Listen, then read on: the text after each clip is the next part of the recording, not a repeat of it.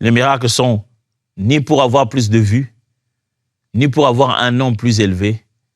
C'est juste pour montrer l'amour de Dieu. De façon pratique, que fait-on d'un don d'opérer les miracles à l'Église? L'application pratique de l'Église aujourd'hui serait que, premièrement, il faudra croire et prier pour voir des miracles s'accomplir. L'Église aujourd'hui doit encore croire et prier pour des miracles.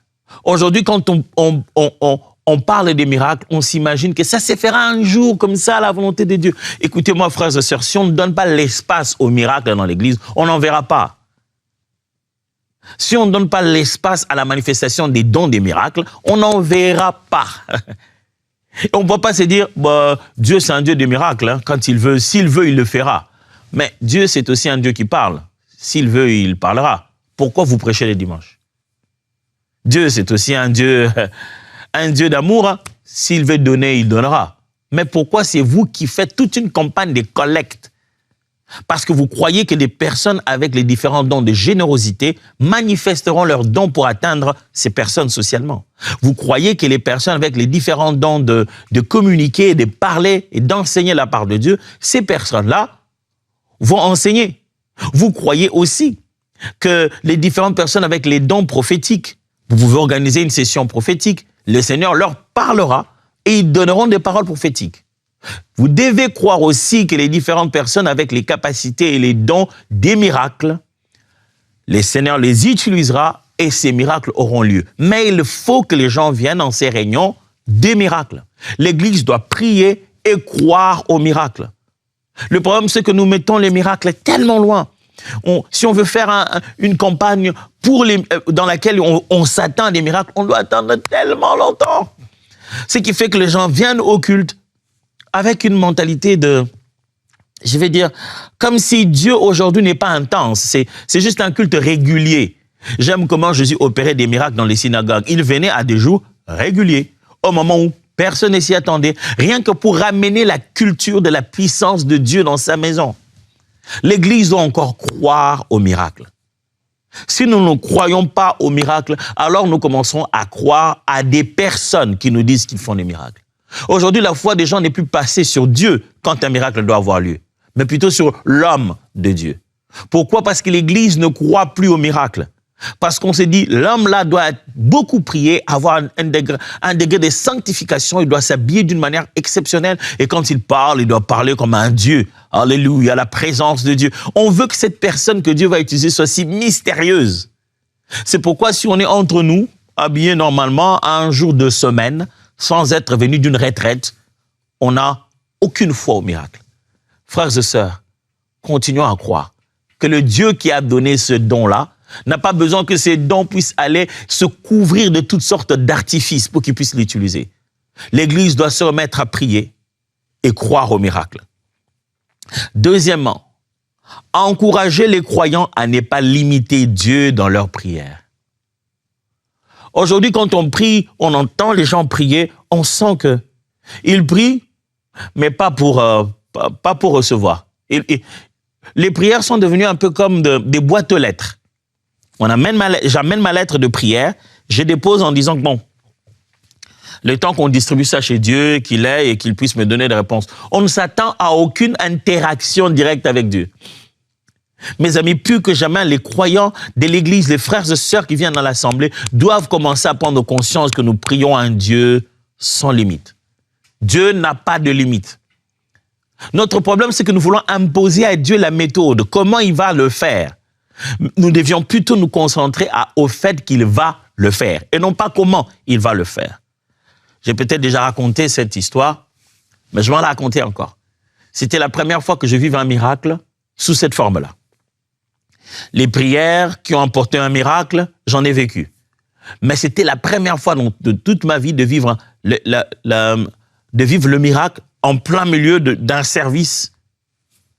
Je venais de prêcher, j'ai fini de prêcher, j'ai expliqué aux gens qu'ils ont reçu le pouvoir de devenir enfants de Dieu, que l'Esprit qui a ressuscité Jésus-Christ d'entre les morts pouvait redresser et corriger et donner guérison à leur corps.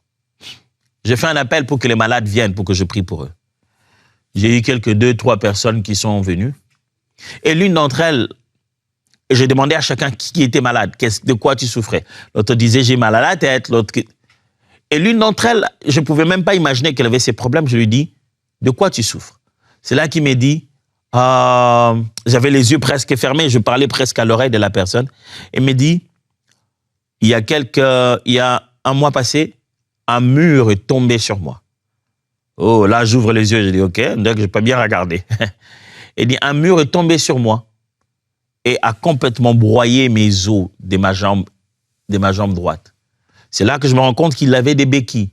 Je me dis, OK, je n'avais pas vu ça. Et il m'a dit, on m'a amené à l'hôpital, on a placé, j'ai oublié le terme technique, mais on place comme des fers pour pouvoir remettre les os en place. Et dit, on a passé ça, j'ai passé près d'un mois avec ça. On a enlevé, mais ça n'a pas marché. On l'a refait, ça n'a pas marché. On m'a mis le plâtre, ça ne marche pas toujours.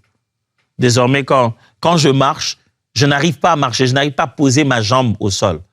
Je dois tout le temps être en train de marcher avec des béquilles. Mais tu as dit qu'il nous a donné le pouvoir de devenir enfants de Dieu. Waouh! J'étais là, je me dis, OK, je vais prier pour lui. Quand je m'approche, je m'accroupis pour toucher ses jambes et je vais commencer à prier. Je vais juste dire, Seigneur Jésus, j'ai comme l'impression que Dieu me dit, non. Je dis, mais... Il dit, non, il n'y a pas de prière à faire. Je dis, mais Seigneur, je veux prier pour lui. Il n'est pas venu devant pour que tu pries pour lui. Il est venu devant pour que tu le guérisses. Il dit, il y a une nuance là. J'ai fait quoi? Il dit, c'est pas moi tout son problème. Son problème, c'est la jambe.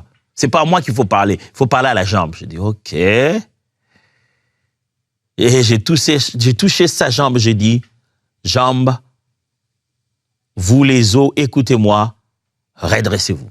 Au nom de Jésus. Après, j'avais cette sensation habituelle qu'on a à l'église en disant, mon frère, le Seigneur agira, tu peux rentrer à ta place. Dieu. Et au moment où je voulais me lever et faire cet acte religieux, l'Esprit de Dieu à l'intérieur m'a dit, mais il était venu pour être guéri, pas pour que tu le renvoies. J'ai dit, mais j'ai prié. Il dit, non, tu n'as pas prié, tu as guéri. J'ai dit, OK, qu'est-ce qu'on fait? Il dit, reprends ses béquilles et laisse-le marcher. J'ai dit, OK. Je me retire de lui.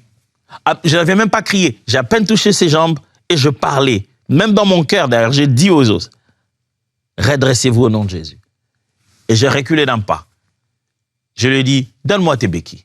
Il m'a donné ses béquilles. J'ai dit, marche maintenant.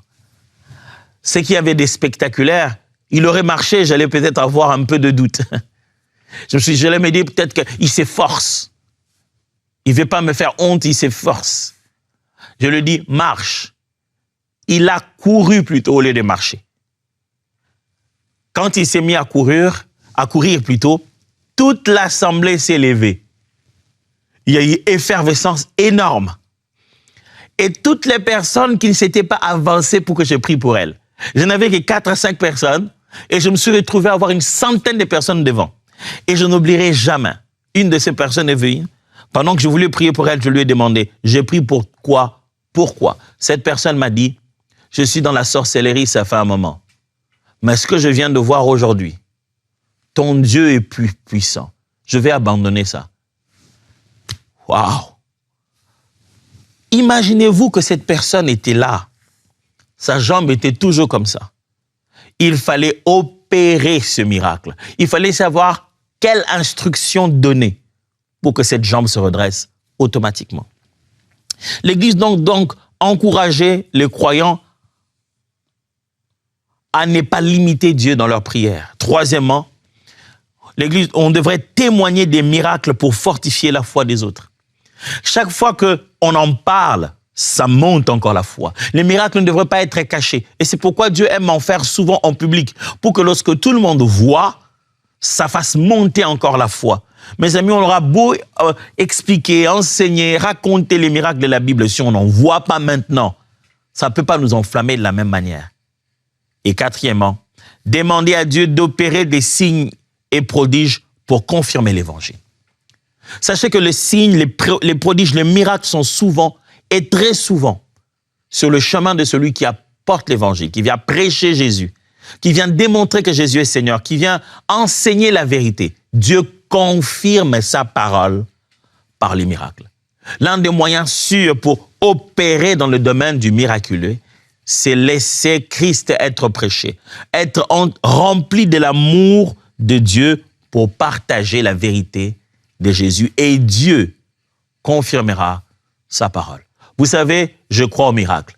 Alors, là où vous êtes, posez un geste, touchez l'écran, faites un geste, touchez votre cœur. Je suis sur le point de communiquer un miracle tout de suite dans votre vie. Prions. Au nom de Jésus, cette chose impossible, cette loi humaine qui te dépasse, ce que les médecins ont dit naturellement,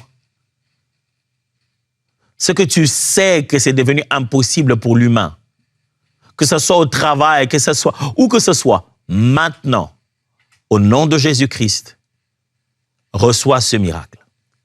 Ta bouche va témoigner, ton corps va confirmer. Ta famille va le dire, autour de toi, on va en parler. Cette situation va miraculeusement être résolue. Oui, je répète, cette situation va miraculeusement être résolue au nom de Jésus. Amen.